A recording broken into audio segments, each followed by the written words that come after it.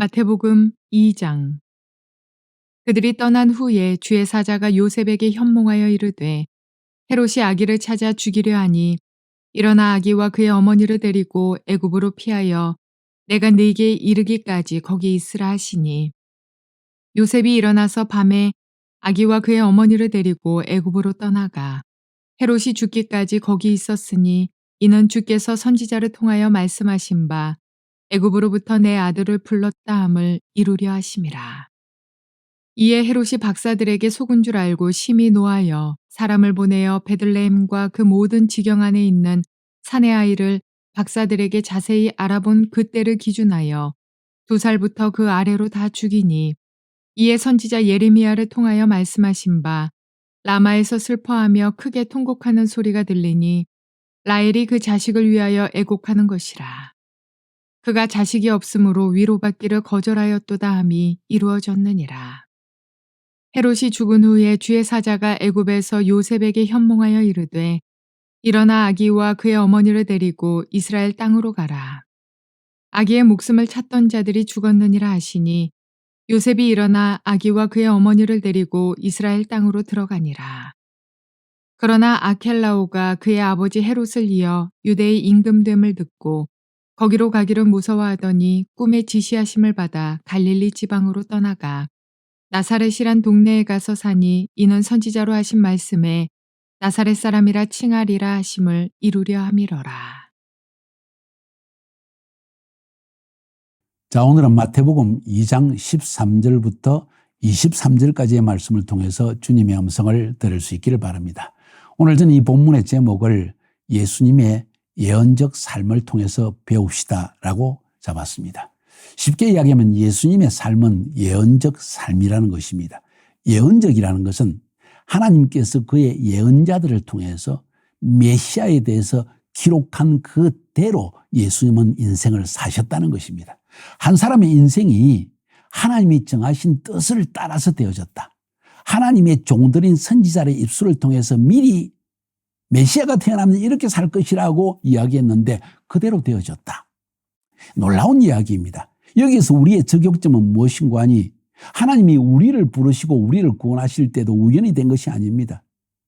우리의 머리털 하나까지도 하나님께 다 세심받았다고 했습니다. 그 말은 무슨 말인가 하니, 우리의 인생 자체도 예수님처럼 완벽하지는 아니할지라도 우리의 삶은 하나님의 뜻 가운데 예언적으로 되어지는 삶이라는 것을 우리가 알 수가 있고, 우리도 예수님처럼 하나님께 늘 기도하면서 그 하나님의 뜻에 순종하여서 하나님이 정하신 그 뜻을 따라 예언적 삶을 사는 것이 필요하지 않겠는가 하는 이야기입니다. 수많은 사람들이 자기의 뜻대로 인생을 살아가지요. 하나님은 그러나 한 인생을 부르실 때 특별히 예수 믿는 사람들이 자기 뜻대로 사는 것보다 하나님의 뜻이 무엇인가를 민감하게 귀를 기울이고 그 뜻을 따라 순종하며 살기를 하나님은 지극히 바라고 계신다는 이야기가 저희 오늘 본문을 통해서 제가 전달하고자 하는 메시지의 핵심입니다. 설교 끝났습니다. 그러나 오늘 본문 좀 설명할 필요가 있겠죠. 예수님의 생애 자체는 구약성경에 기록되어 있다고 했습니다. 오늘 특별히 본문의 내용은 예수님이 탄생하셔서 애굽으로 가셨다가 다시 돌아오셔서 나사렛 지방에 사신 것, 그래서 예수님을 나사렛 사람으로 그 당시에 칭하게 됐다는 것까지 이미 성경에 기록되어 있다는 거예요. 그뿐만 아니라 그 중간에 헤롯 대왕이 메시아가 태어난 유대인의 왕이 태어난다는 이야기를 듣고 베들레헴에 예수님이 태어난 시기로부터 2살 아래 아기들을 몽땅 잡아서 대학살, 이스라엘 민족의 학살을 일으킨 이야기도 기록되어 있는데, 그것도 이미 구약 성경의 메시아에 대해서 기록할 때 이미 기록되어 있는 내용이고, 그게 헤롯 왕 때 성취되어졌다 하는 이야기를 하고 있는 것입니다. 그러니까 3가지 예언입니다. 애굽으로 갔다가 돌아오신 것, 헤롯 대왕이 이스라엘 민족을 대학살한 것, 예수님의 시기에, 그리고 예수님이 나사렛 사람으로 칭하심을 받으면서 나사렛에서 살게 된 것, 이 3가지는 이미 구약성에 기록되어 있다는 것입니다. 그리고 예수님은 실제로 그의 생애에 이 구약의 예언을 그대로 성취하며 사셨다는 것을 본문은 말하고 있는 것입니다. 좀 더 오늘 본문의 내용을 따라 이야기한다면, 마태복음의 저자인 마태는 독자인 이 마태복음의 독자들인 히브리 사람들, 유대인들에게 봐라. 메시아에 대해서 구약성경에 기록되어 있는 이 모든 내용들이 예수님의 생에 그대로 이루어진 걸 보면 예수가 메시아라는 걸 믿을 수 있지 않느냐 하고 지금 설파하고 있는 것입니다. 물론 우리는 이미 알고 있는 내용이지만은 예수가 메시아라는 것, 예언대로 사셨다는 것, 예언대로 죽으셨고 예언대로 부활하시다는 걸 알고 있지만은 이걸 통해서 우리는 우리 삶에 적용을 해보자는 것입니다. 우리의 생에도 그렇게 예언적이 되어 있다는 것이죠. 저의 인생을 돌아보아도 마치 하나님께서 어린 시절부터 나의 인생을 다 아시고 학교에 들어가고 시험에서 떨어지고 이류학교를 들어가고 그리고 서울로 올라가고 기독교 학교에 들어가고 인생의 고민을 하게 되어지고 북대에서 공부를 하게 되어지고 그리고는 인생 고민하는 중에 하나님을 만나게 되어지고 저는 그 여정을 가만히 살펴볼 때 한순간의 발걸음의 여정도 정말 하나님의 완벽하신 예비하심이 없는 부분이 없다는 사실을 저는 깊이 인식하게 되어집니다. 여러분은 어떻습니까? 제가 무슨 특별하게 메시아적인처럼 예언적 삶을 살았다는 이야기를 증명하고자 하는 게 아닙니다. 우리 한 사람 한 사람의 인생이 하나님 앞에 예언적인 삶이라는 걸 의미하는 거예요. 오늘 본문으로 다시 돌아가 봅시다. 핵심적인 이야기는 시편 139편 16절의 메시아에 대한 이야기입니다. 내 형질이 메시아의 형질, 예수의 형질이 이루어지기 전에 주의 눈이 하나님의 눈이 보셨으며 이 말은 이미 알고 계셨으며 나를 위하여 메시아를 위해서 정한 날, 예수를 위해서 정한 날이 하루도 되기 전에 주의 책에 다 기록되었나이다. 하나님이 다 이미 예수님의 생에 대해서 기록되어 미리 기록해 내시고 그 기록대로 예수님의 생애를 인도하셨다는 이야기를 하고 있는 것입니다. 그 이야기를 지금 마태가 증명하고 있기를 세 가지의 구약의 예언을 통해 증명하고 있는 것입니다. 첫 번째, 예수님이 탄생하셨을 때 동방박사가 경배를 하고 돌아가 나온 뒤에 주의 사자가 꿈에 요셉에게 나타납니다. 빨리 아기를 데리고 그 어머니 마리아도 데리고 애굽으로 도망가라. 왜냐하면 헤롯 대왕이 지금 유대인의 왕이 태어났다는 이야기를 듣고 베들레헴에 있는 아이들을 2살 아래 다 잡아 죽이려고 한다. 빨리 도망가라. 그래서 요셉이 아기 예수와 마리아를 데리고 얼른 애굽으로 피신하여서 헤롯이 죽기까지 거기에 살게 되어집니다. 그것에 대해서 이게 예언의 성취라는 거예요. 어떤 예언의 성취냐? 바로 오늘 15절의 뒷부분에 이는 주께서 선지자를 통하여 말씀하신 바 애굽으로부터 내 아들을 불렀다 함을 이루려 하십니다. 애굽으로 가셨으니까 다시 불러내셔서 예수님은 다시 이스라엘 땅으로 돌아오셨지 않습니까? 그 말씀이 이루어지게 하기 위해서 예수님이 애굽으로 가셨다는 이야기입니다. 그런데 정작 이 본문의 내용을 살펴보면 우리가 조금 이거 예수님에 대한 메시아에 대한 예언이 아니고 이스라엘의 출애굽에 대한 예언인 것 같은데 하는 생각이 듭니다. 맞습니다. 오늘 본문의 내용은 사실은 호세아서 11장 1절에 나와 있습니다. 호세아가 이스라엘 민족에 대해서 한탄을 하면서 이스라엘이 어렸을 때 이스라엘 민족이 아직 하나님을 제대로 알지 못하였을 때 하나님과 시내산에서 언약을 체결하여서 하나님의 백성이 되지 못했을 때 내가 사랑하여 내 아들을 이스라엘 민족 내 아들을 불렀습니다. 이스라엘을 내 아들을 애굽에서 불러냈거늘 너희들이 어떻게 그래서 하나님의 자녀들이 되어놓고 어떻게 하나님을 떠날 수 있느냐 하는 책망의 말씀을 지금 호세아는 하고 있는 것입니다. 그런데 이 말씀 자체 속에 지금 호세아 선지자는 자기도 알지 못하는 가운데 메시아에 대한 예언을 하고 있는 거예요. 왜 메시아에 대한 예언인가? 잘 들으세요. 이스라엘 민족 그들의 생애 자체는 하나님께서 죄 많은 인생들 가운데 택한 사람들을 구원하기 위한 총체로서 이스라엘 민족을 사용하였습니다. 그리고 그 이스라엘 민족을 구원하시는 사건을 예수를 통해서 택한 백성을 구원하는 사건으로 연결시켜서 이야기를 하고 있습니다. 쉽게 얘기하면 이스라엘 민족과 예수님을 동일시하고 있다는 이야기죠. 좀 어려운 이야기가 될 수 있습니다. 하나님은 야곱을 이스라엘이라고 부르지 않았습니까? 야곱이 그의 가족을 데리고 애굽으로 가서 430년 동안 종살이를 합니다. 애굽은 세상에서 종살이하는 하나님의 백성, 선택받은 백성들을 이야기합니다. 그들을 하나님이 애굽에서 종살이해서 끄집어내셨습니다. 이건 하나의 예표입니다. 하나님께서 하늘 보좌에서 이 땅에 애굽과 같은 이 세상 가운데 오셔서 종살이하는 우리를 끄집어내기 위해서 일부러 세상과 같은 이 애국과 같은 종살이하는 세상에 일부러 육신의 몸으로 오셔서 그리고 우리를 끄집어내 오셨다는 사실을 지금 예언적으로 말하고 있는 것입니다. 그 예언이 지금 성취되어졌다는 것입니다. 이 안에 깊은 뜻이 담겨 있습니다. 중요한 사실은 호시아서 11장 1절의 말씀이 바로 예수님에 대한 이야기였다는 거예요. 예수님이 애국으로 가셨다가 다시 돌아올 것을 예언한 내용이다. 그것이 성취되었다는 것을 지금 마태는 증명하고 있고, 두 번째 예언은 16절, 17절, 18절에 나와 있습니다. 헤롯이 동방박사들에게 쏘은 줄 알았습니다. 아니, 이 녀석들이 메시아 유대인의 왕을 찾으면 아기가 태어난 걸 보면 나한테 알리라고 했는데 내 몰래 돌아서 도망을 가.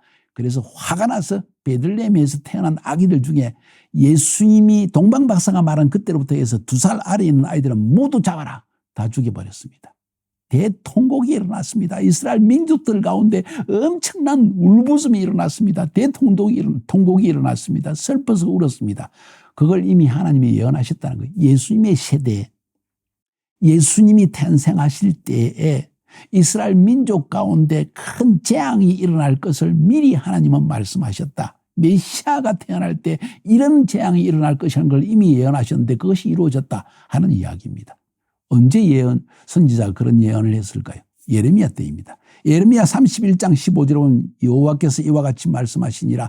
라마에서 슬퍼하며 통곡하는 소리가 들리니 라헬이 그 자식 때문에 애곡하는 것이라. 그가 자식이 없어져서 위로받기를 거절하는도다. 뭔 이야기일까요? 예레미야는 이스라엘 민족이 특별히 유다 왕국이 바벨론 제국에 의해서 멸망당할 때 바벨론 군사들이 아주 잔인했습니다. 그래서 수많은 유대인들을 잡아 죽였습니다. 남유다에 속한 이 수많은 유대인들과 레위 족속들을 잡아 죽였죠. 그때 대학살이 일어났습니다. 특별히 예루살렘 바로 옆에 있던 베들레헴 도시는 초토화가 되어졌습니다. 여기서 한번 기억해야 될 것은 여러분이 지금도 성지순례를 가면 라헬의 무덤이 있는 곳이 어딘지 아십니까? 베들레헴 길가에 있습니다. 라헬이 무덤 속에서 자기 민족이, 자기의 후손들이, 자기의 씨앗들이 바벨론 족속 이방인에 의해서 칼에 짓밟히고 죽임을 당하고 임신한 여인들이 칼로 베임을 당하여 뱃속에 있는 아이가 죽임을 당하는 모습을 보고 울부짖으며 애통했다는 것이지요. 그걸 지금 예레미야는 말하고 있습니다. 그런데 그것이 실제로는 메시아가 태어날 때 똑같은 일이 일어날 것을 이미 예레미야는 스스로 알지 못한 채 예언하고 있었던 것이죠. 그래서 이 마태복음을 쓴 마태는 보라, 예레미야 때 바로 메시아 탄생의 시기에 일어날 일을 지금 미리 예언하였고 그것이 지금 성취된 것이다 하는 설파를 하고 있는 것입니다. 이것도 이해가 쉽지 않죠. 유대인의 관점에서 보지 못하면 참 이해가 쉽지 않은 것이지만 중요한 것은 여러분이 기억하세요. 아, 메시아 때 이런 일이 일어날 것이 이미 다 예언되어 있었구나 하는 것입니다. 세 번째 예언은 19절부터 23절까지입니다. 헤롯이 죽은 후에 또 주의 천사가 애굽에서 모세에게 꿈에 나타납니다. 일어나서 아기와 그 어머니를 데리고 이스라엘 땅으로 가라.